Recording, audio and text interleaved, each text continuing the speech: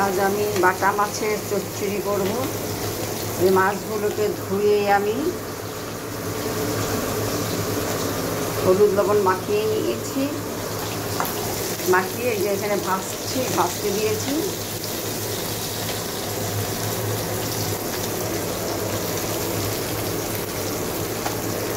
তেলটা যখন গরম হবে তখন এই হলুদ লবণ মাখানো মাছটাকে তেলে ছেড়ে দিতে হবে। কাঁচা তেলে দিলে মাছ ভেঙে যাবে। বেশি মাছ একসাথে দিলেও মাছটা ভেঙে যেতে পারে। তারপরে এই যে আমি একটা পিস হয়ে গেছে, উল্টে দিচ্ছি।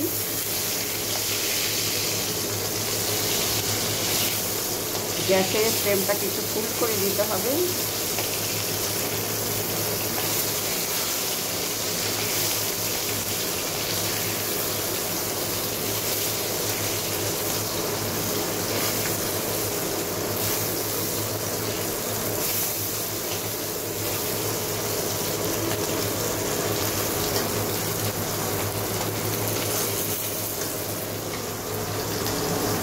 এই মাছগুলো আমার এখানে দুটো আছে, ওখানে বাকিগুলো দিয়ে দিয়েছি। আপনারা এই মাছগুলোকে কী মাছ বলেন আমি জানি না, আমাদের এখানে বাটা মাছ বলে, অনেকে রাইট মাছ বলেন। আমি এখানে কাঁচা দুটো মাছ দেখাচ্ছি, এখানে ভাজছি।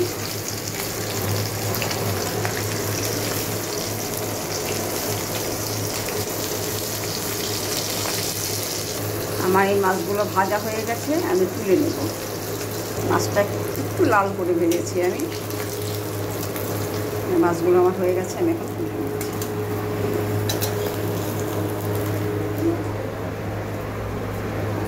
মাছগুলো আমি তুলে নিয়েছি, এরকম লাল করে ভাজবেন। আর দুটো মাছ আছে, দুটো মাছও ভেজে নেব।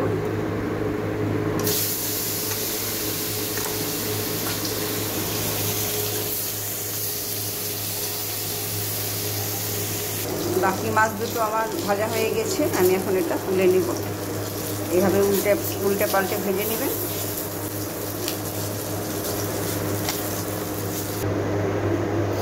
ওই মাছ ভাজা তেলে আমি আর একটু তেল দিয়ে দিয়েছি। এখন এর মধ্যে আমি পেঁয়াজ দিয়ে দেব।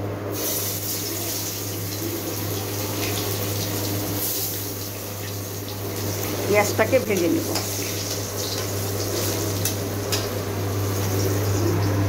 আমি বাটা মাছ করার জন্য আমি সবজি দিয়ে করছি মাছটাকে। এখানে কিছুটা পেঁয়াজ আছে, কাঁচা লঙ্কা আছে, ঝালটা আপনারা আপনাদের স্বাদ অনুযায়ী নেবেন। শিম, আলু, গাজর সব কিছু মিশানো সবজি। এখানে সব সবজি আপনি এখানে দিতে পারেন, ইচ্ছা করে একটু বেগুনও দিতে পারেন। আমি বেগুনটা দিইনি আজকে। দেখুন সব মিশানো সবজি। পেঁয়াজটা আমার ভাজা হয়ে গিয়েছে। এখন আমি এই তেলের মধ্যে সবজিগুলো সব দিয়ে দেব।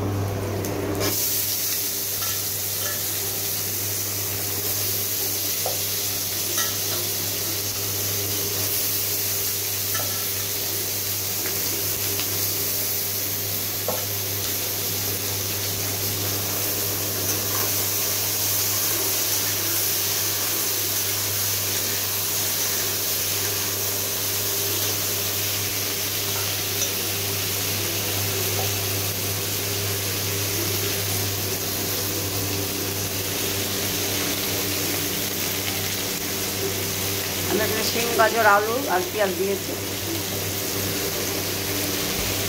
4-5টা কাঁচা লঙ্কা দিয়েছি। হালকা একটু ঝাল হলে এই সবজিটা বেশি ভালো লাগে।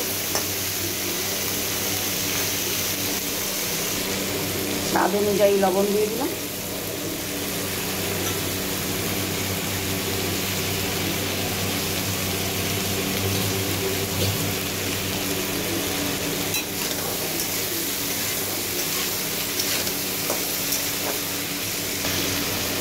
হলুদ দিয়ে দিলাম সামান্য।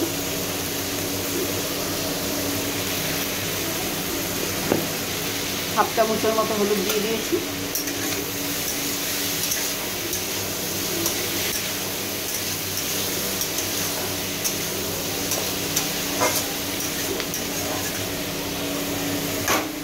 এখন আমি এটাকে ঢেকে দিব।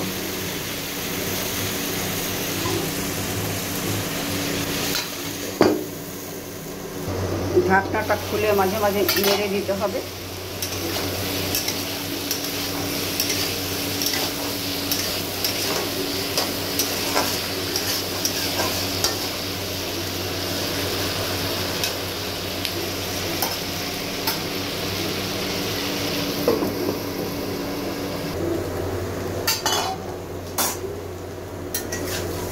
সবজিগুলো ঢাকা দিয়ে দিয়ে গ্যাসটা একটু সিম করে এইভাবে সিদ্ধ করে নিতে হবে।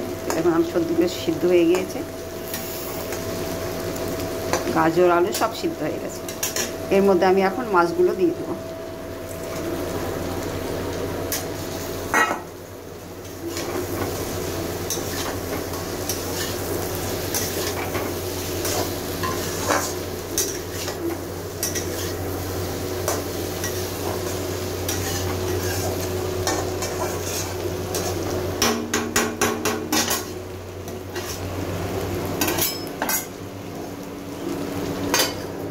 ঢাকা দিয়ে দিব, মাছটা সিদ্ধ হওয়া পর্যন্ত অপেক্ষা করব।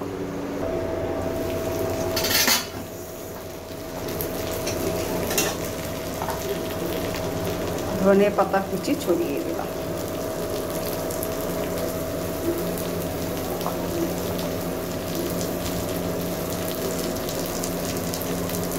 অনেকে ধনে পাতাতে গ্যাস হয়, একটু সিদ্ধ করে খাবেন, কেননা কাঁচা পাতাটা গ্যাস হয় অনেকেরই।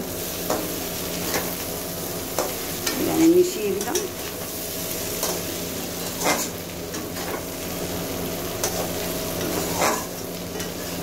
এটা হচ্ছে বাটা মাছের চচ্চড়ি।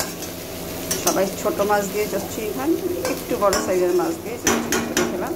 এর মধ্যে কোনো মশলা লাগে না, খুব সিম্পলি এটা করা যায়। আমি এখন এটা একটু ঢেকে দিব। আমার ধনিয়া পাতাটাও সিদ্ধ হয়ে গেছে, খুব বেশি সিদ্ধ করবেন না, সবুজ রঙটা যেন বজায় থাকে। সামান্য একটু ঢেকে দিয়েছিলাম।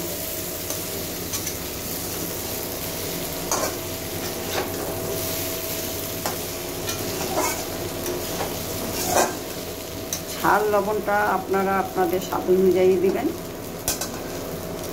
মাছ কতটা হবে, সবজি কতটা হবে তার উপরে ডিপেন্ড করে। ওটা পরিমাণটা কেউ বলে দিতে পারে না, কেউ ঝাল বেশি খান, কেউ কম খাবেন। আমার চচ্চড়িটা আমার হয়ে গিয়েছে, আমি এখন ঢেলে দেব। আমার বাটা মাছের চচ্চড়িটা রান্না করা কমপ্লিট হয়ে গিয়েছে। সবসময় ঝোল খেতে ভালো লাগে না, অনেক সময় একটু শুকনো শুকনো সবজি দিয়ে চচ্চড়ি খেতে ভালোই লাগে। মাছের চচ্চড়ি দেখুন কত সুন্দর হয়েছে। মাছটা এইভাবে ভেজে শুধু পেঁয়াজ আর ধনে পাতা দিয়ে চচ্চড়িটা করবেন, খেতে খুব ভালো লাগে, টেস্টি হয়। আমার চ্যানেলটা যারা সাবস্ক্রাইব করেনি তারা সাবস্ক্রাইব করে নেবেন, লাইক শেয়ার কমেন্ট করবেন।